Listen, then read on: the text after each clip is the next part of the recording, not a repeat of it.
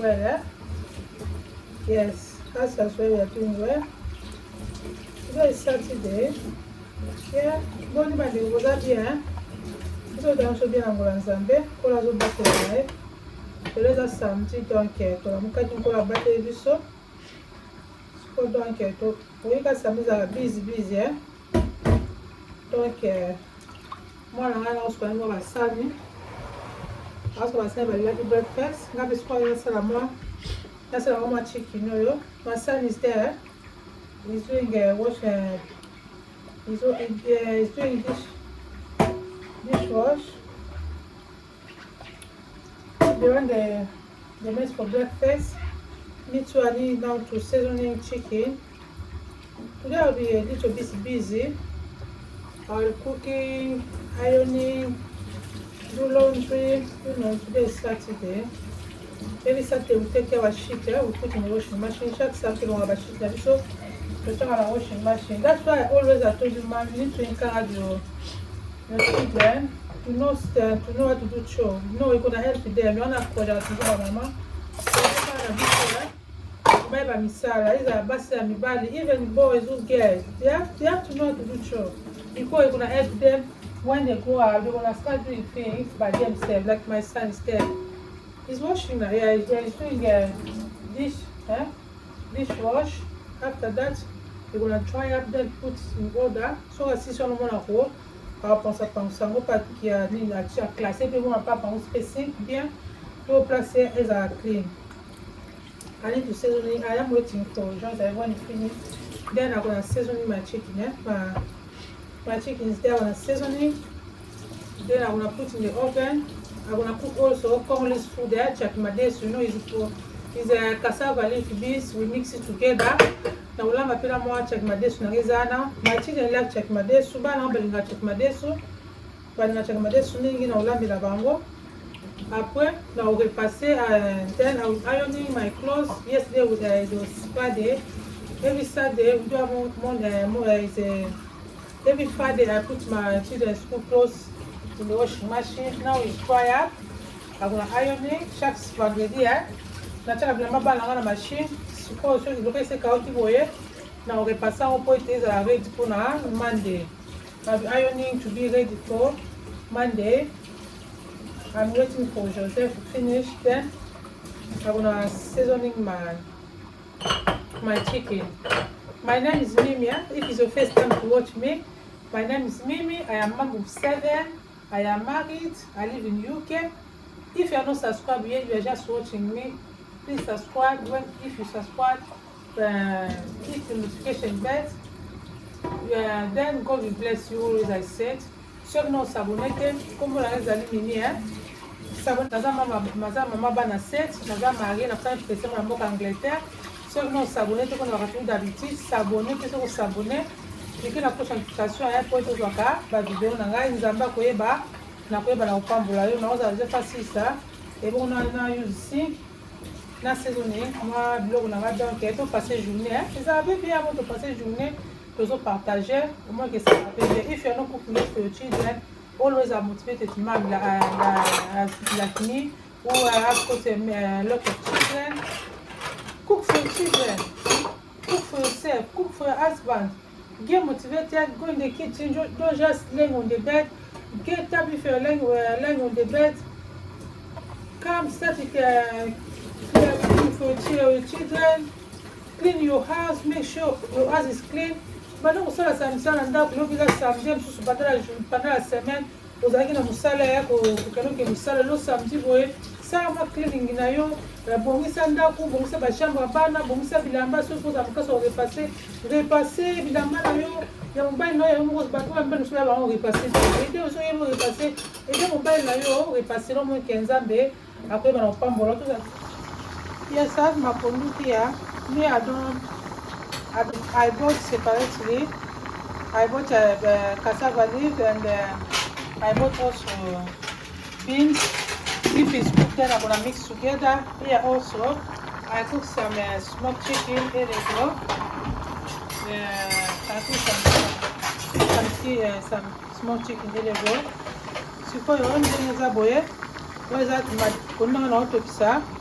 madesu nanga pe yango wana nga sino batiaki madesu na tokisaka esika moko te na tokisaka pa na tokisisa pondu fes then soki ebeni na kosangisa yango esika moko awa mpe eza na mwa soso nanga pe filme nalambaki déjà avant nalambaki yango avant mpo fangi naservi mobali na ngai lia donc yango wana soki nasisalaki na saisonné chicken na ngai apwende na kosa na four donc tozalaka connecté stay connected with me. Today is my day. I am a little bit busy.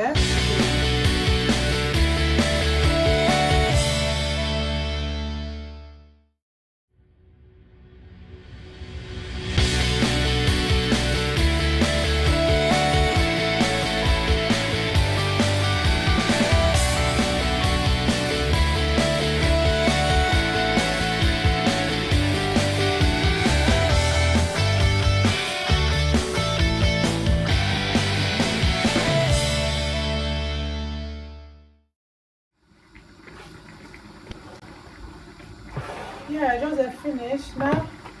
I seasoning my chicken already. Is that passé ici? La seasoning déjà la chicken here. Now I'm gonna leave it maybe for 1 hour. Then I'm gonna put in the oven. Now take a pendant. Hata pendant ina depending on which kati ya four nangai. Now I need to put shit in the oven. Sorry. I need to put shit in the washing machine. Then I will start ironing while my food, my dish is cooking. Yes, now I need to push my clothes in the washing machine, my sheets. As I said, every Saturday we take off our sheets. Chaque samedi tulonga ba mettre ba na suchaka na machine naza kokotisa ngo wana naza kokotisa na kati ya machine na ngai po esukama po na osala nini na koyeba na kotanda yango.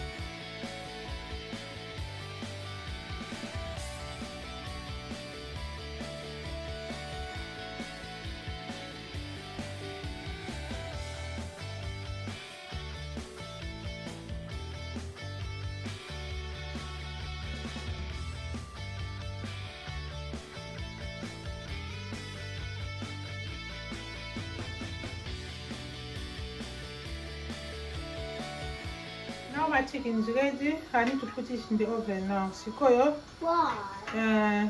Sauce na is ready. Now put on a katia. Na katia food na ngai. Yeah, now I need to start ironing my school clothes, my children's school clothes. I washed it yesterday. I need to ironing to make it ready for Monday. Sikoyo na mana repasser ba bilamba ya classe ya bana ngai na sikoyo kango lobi vendredi. Na repasser yango pona ko eza ready pour la Monday. I have to encourage one man. Yeah, it's better to wash. It's better to have a routine every Friday after school. You wash your clothes. After washing, then Saturday or Sunday you can ironing to make them ready for Monday. For Monday. Na to repasser sikoyo boye pona ngaka boso na repasser déjà na tiwana.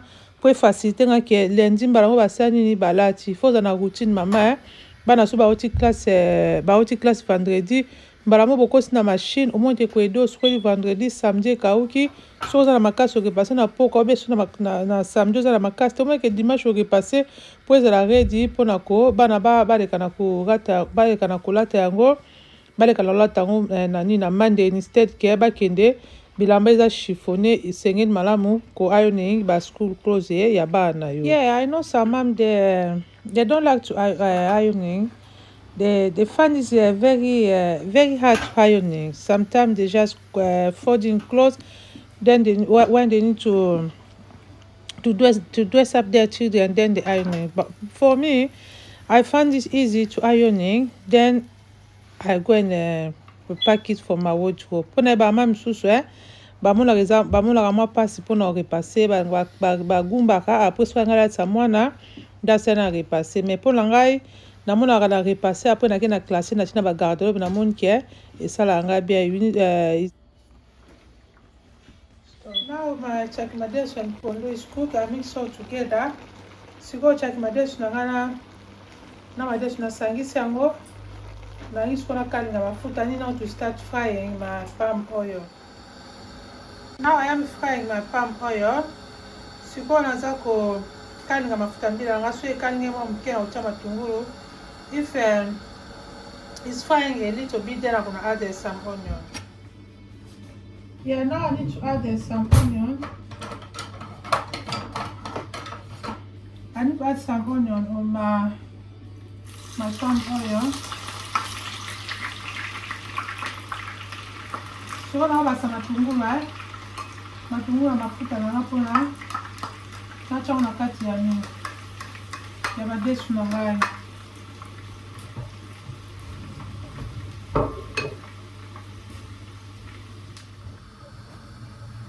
Yeah, this one is Congolese dish. This Congolese dish food. If you never try it, try it. It's very nice. Beans mixed with cassava leaf. It's very tasty. Yeah? If you never tasted before, you can try for your family. Donc, vous allez chakmadesu no mikango te. Mikango kuna libota na yo. Ezala kitoko. Mikango so nanu for mikate. Donc, mafuta na ngebeli. Now I need to put my onion in the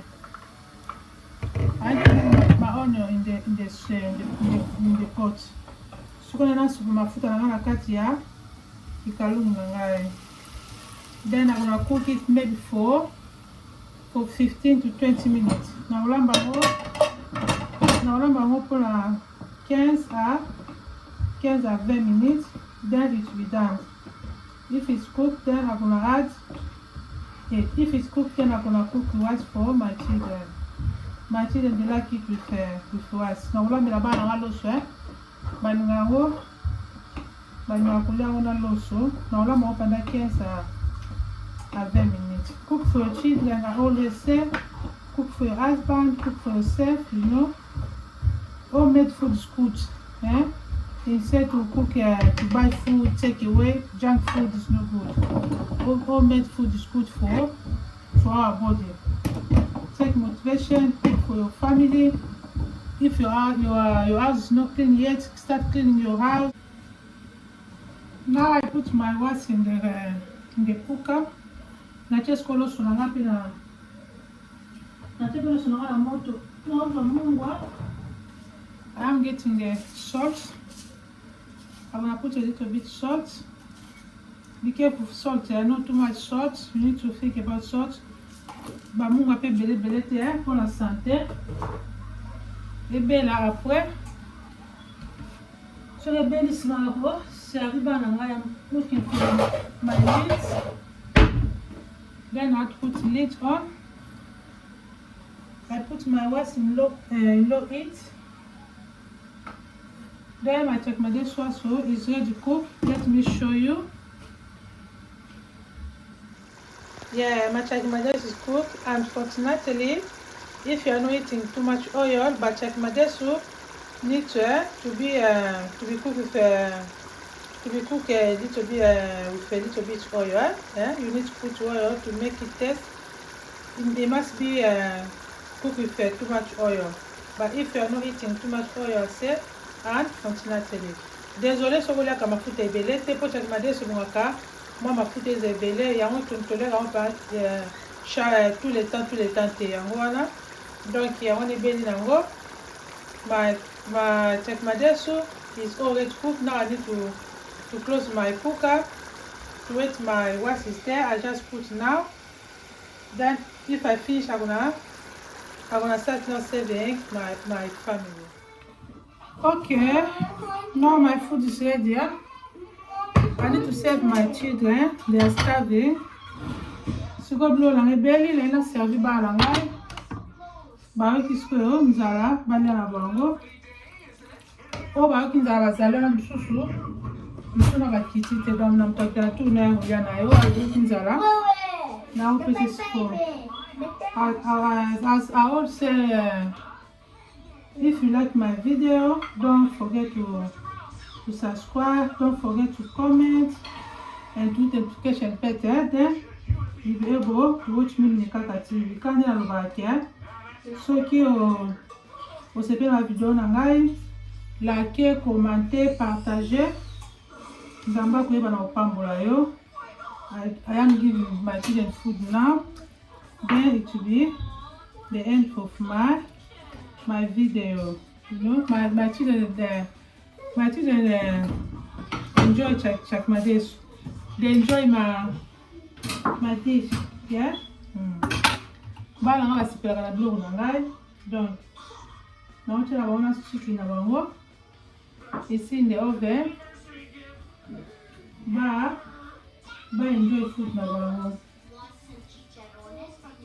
They like my food. Your children must like your food, yeah? They must call you the best cook in the world. When you cook for your children, then they enjoy your food. They will call you, my mom is the best cook in the world. But if you have a blog, no mama, okay, mama la biso azali, mola munene. Pour la lona moto suki sawa, pour la ma vlog na la sani la passé journée na ngai. For today is the end of my video. I'll see you in the next video. Just I say bye bye.